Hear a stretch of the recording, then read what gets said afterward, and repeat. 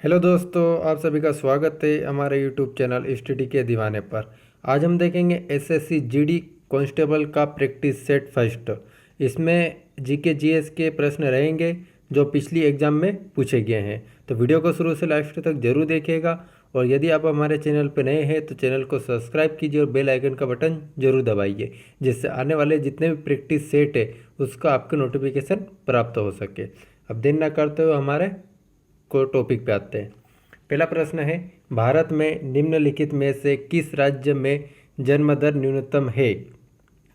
भारत में निम्नलिखित में से किस राज्य में जन्म दर न्यूनतम है? तो इसका आंसर क्या हो जाएगा? इसका आंसर हो जाएगा केरल। ऑप्शन ए आंसर हो जाएगा। ठीक है। और आपका लास्ट में इसको जरूर बताइएगा कि किसने अटेंड आपने की और कितने आपके सही किए। ठीक है ना, स्कोर से, जिससे आपको अनुभव पता चल जाएगा कि आपके कितना स्कोर बन रहा है, तो एग्जाम में उससे अच्छा बेहतर आप कर पाओगे। अगला प्रश्न देखेंगे हम। अगला प्रश्न क्या है? सार्क का मुख्यालय कहाँ स्थित है? अगला प्रश्न है, सार्क का मुख्यालय कहाँ पर स्थित है? तो इसका आंसर क्या हो जाएगा? इसका आंसर हो जाएगा बी, काठमांडू। कहाँ पर है? काठमांडू। ठीक है। अगला प्रश्न है, हिमालय की सबसे बाहरी पर्वत श्रेणी कौन सी है? हिमालय के सबसे बाहरी पर्वत श्रेणी कौन सी है? तो इसका आंसर हो जाएगा बी, शिवालिक। क्या हो जाएगा? शिवालिक आंसर हो जाएगा। ठीक है। अगला प्रश्न देखेंगे हम। अगला प्रश्न क्या है? अगला प्रश्न है, सामान्यतः किस भारतीय पूर्ण जागरण का जनक माना जाता है? सामान्यतः किस भारतीय पूर्ण जागरण का जनक माना जाता है? तो इसका आंसर क्या हो जाएगा? Option B, Rajmohan Roy. क्या हो जाएगा? राजा राम मोहन राय। Option B. ठीक है। अगला प्रश्न देखिएगा। अगला प्रश्न क्या है? प्रायद्वीपीय भारत की सबसे लंबी नदी कौन सी है? प्रायद्वीपीय भारत की सबसे लंबी नदी कौन सी है? तो इसका आंसर क्या हो जाएगा? इसका आंसर हो जाएगा ऑप्शन बी, गोदावरी। ठीक है। अगला प्रश्न देखिएगा। अगला प्रश्न क्या है? अगला प्रश्न है, निम्नलिखित में से किससे स्टेनलेस स्टील में कठोरता आती है? निम्नलिखित में से किससे स्टेनलेस स्टील में कठोरता आती है? तो इसका आंसर क्या हो जाएगा? इसका आंसर हो जाएगा ऑप्शन सी, कार्बन। ठीक है। अगला प्रश्न देखेंगे। अगला प्रश्न क्या है? निम्नलिखित में से किससे पौधे में खाद्य पदार्थ और अन्य तत्वों का वहन होता है? निम्नलिखित में से किससे पौधे में खाद्य पदार्थ और अन्य तत्वों का वहन होता है? तो इसका आंसर हो जाएगा ऑप्शन बी, फ्लोएम में। ठीक है। ऑप्शन बी आंसर हो जाएगा इसका। अगला प्रश्न देखेंगे हम। अगला प्रश्न क्या है? कपड़े धोने की मशीन किस सिद्धांत पर कार्य करती है? जैसे घर पर, सभी के घर पे कपड़े धोने की मशीन है, तो किस सिद्धांत पर काम करती है? तो इसका आंसर हो जाएगा ऑप्शन डी, अपकेंद्री कारण। ठीक है। ऑप्शन डी, अपकेंद्री कारण के कारण। अगला प्रश्न देखेंगे हम। निम्नलिखित में से कौन सी बाहरी स्टोरेज डिवाइस नहीं है? निम्नलिखित में से कौन सी बाहरी स्टोरेज डिवाइस नहीं है? तो इसका आंसर क्या हो जाएगा? Option D, RAM. ठीक है। अगला प्रश्न देखेंगे हम। अगला प्रश्न क्या है? जनसंख्या का जनगणना के संदर्भ में लिंग अनुपात शब्द का सही अर्थ क्या है? जैसे जनगणना होती है उसमें लिंग अनुपात का जो अर्थ है वो क्या है? तो इसमें आंसर क्या हो जाएगा? आंसर हो जाएगा ऑप्शन बी।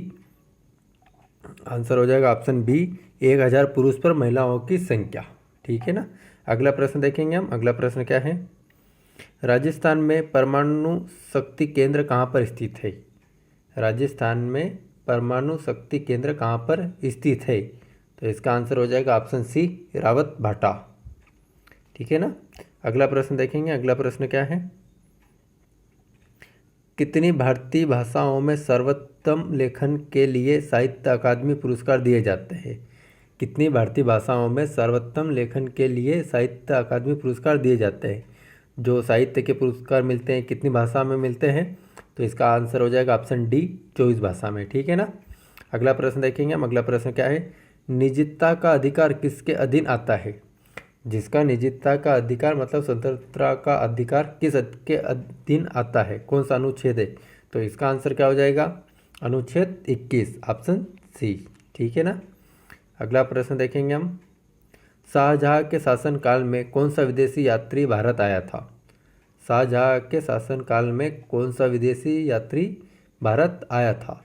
तो इसका आंसर हो जाएगा मनुची, ऑप्शन डी। ठीक है ना। अगला प्रश्न देखेंगे हम, मंगल ग्रह के कितने उपग्रह है? क्या है, मंगल ग्रह के कितने उपग्रह है? तो इसका आंसर हो जाएगा ऑप्शन बी, 2। कितने उपग्रह है? 2 उपग्रह है। अगला प्रश्न देखिएगा, अगला प्रश्न क्या है? अगला प्रश्न है, निम्नलिखित में से किस संविधान संशोधन अधिनियम से संविधान में मौलिक कर्तव्यों को शामिल किया गया है? वेरी मोस्ट IMP है ये, मान के चले SSC तो ठीक है, UPSC तक की एग्जाम में पूछा गया है। तो इसे ज़रूर आप याद रखिएगा कि ये मौलिक कर्तव्य कौन से संविधान संशोधन में जोड़े गए हैं। तो ऑप्शन इसका डी हो जाएगा, 42वें संविधान संशोधन। और कितने जोड़े थे? 10 मौलिक कर्तव्य जोड़े गए थे। अभी फिलहाल वर्तमान में कितने हैं? 11। और 11वां कौन सा? 86वां संविधान संशोधन। ठीक, याद रखिएगा। ठीक है। अगला प्रश्न देखेंगे हम। अगला प्रश्न क्या है? मानव मस्तिष्क कौन सी पाली श्रवण से संबंधित है? मानव मस्तिष्क कौन सी पाली श्रवण से संबंधित है? तो इसका आंसर हो जाएगा ऑप्शन सी, संघपाली। कौन सा? संघपाली। ठीक है ना। अगला प्रश्न देखेंगे हम। अगला प्रश्न क्या है? निम्नलिखित में से क्या जल में घुलनशील नहीं है? निम्नलिखित में से क्या जल में घुलनशील नहीं है? तो इसका आंसर हो जाएगा option A, lead sulphate. Option A, lead sulphate. ठीक है। अगला प्रश्न देखेंगे। ये प्रश्न वही है जो एग्जाम में पूछे गए हैं। तो आपको हम कह रहे हैं कि शुरू से लास्ट तक वीडियो को जरूर देखें और आपको आपका स्कोर पता करना है कि कितने आपके क्वेश्चन सही जा रहे हैं, जिससे आपको अनुभव हो सके कि अभी आपको कितनी तैयारी है और आपके आगे कितनी तैयारी करनी है। यह वह प्रश्न है जो पुरानी एग्जाम में किस टाइप के प्रश्न है, आपको उसका भी अनुभव हो सकेगा। ठीक है। अगला प्रश्न है, निम्नलिखित में से किसके द्वारा सक्रिय काठ कोयला का प्रयोग करते हुए शुद्ध तत्वों में से रंजक पदार्थ का दूर किया जाता है? तो इसका आंसर क्या हो जाएगा?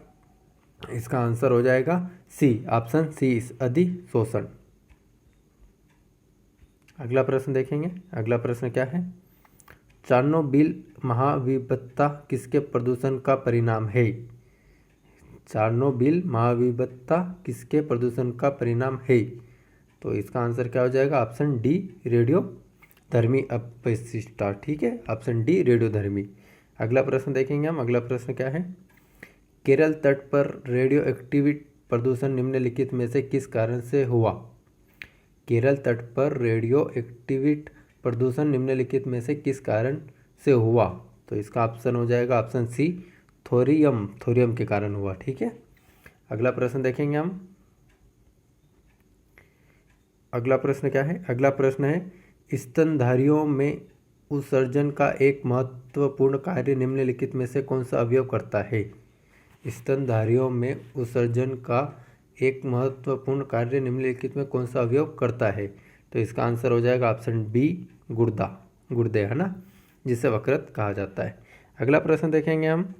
द्वितीय हरित क्रांति का उद्देश्य निम्नलिखित में से किस कृषि उत्पादक की वृद्धि से संबंधित है? द्वितीय हरित क्रांति का उद्देश्य निम्नलिखित में से किस कृषि उत्पादक की वृद्धि से संबंधित है? तो इसका आंसर क्या हो जाएगा? ऑप्शन सी, समावेशी विकास। ऑप्शन सी, समावेशी विकास। ठीक है। अगला प्रश्न देखेंगे।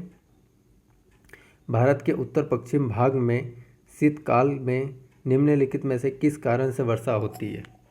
भारत के उत्तर पश्चिम भाग में शीतकाल में निम्नलिखित में से किस कारण से वर्षा होती है? तो इसका आंसर हो जाएगा ऑप्शन ए, पश्चिमी विक्षोभ। ठीक है ना, पश्चिमी विक्षोभ। ठीक है। अगला प्रश्न देखेंगे हम। अगला प्रश्न क्या है? कौन से पुर्तगाली नेता ने ब्लू वाटर पॉलिसी शुरू की थी? कौन से पुर्तगाली नेता ने ब्लू वाटर पॉलिसी शुरू की थी? तो इसका आंसर हो जाएगा ऑप्शन ए, फ्रांसीसी डी अल्मीडो। ठीक है। ऑप्शन क्या हो जाएगा? ए, फ्रांसीसिको डी अल्मीडो। तो ये थे मोस्ट इम्पोर्टेंट जीके जीएस जो पिछली एग्जाम में पूछे गए हैं एसएससी के। तो आपको वीडियो कैसी लगी कमेंट्स में ज़रूर बताइएगा और आपका स्कोर भी बताइएगा कि कितना आपके क्वेश्चन सही गए हैं। तो आने वाली वीडियो प्राप्त करने के लिए बेल आइकन का बटन जरूर दबाइए और चैनल को सब्सक्राइब कीजिए डेली आपको एक प्रैक्टिस सेट जरूर करा जाएगा, जिससे आपको एग्जाम में बहुत ही हेल्प मिलेगी। तो मिलते हैं हम अगली नेक्स्ट वीडियो में। धन्यवाद।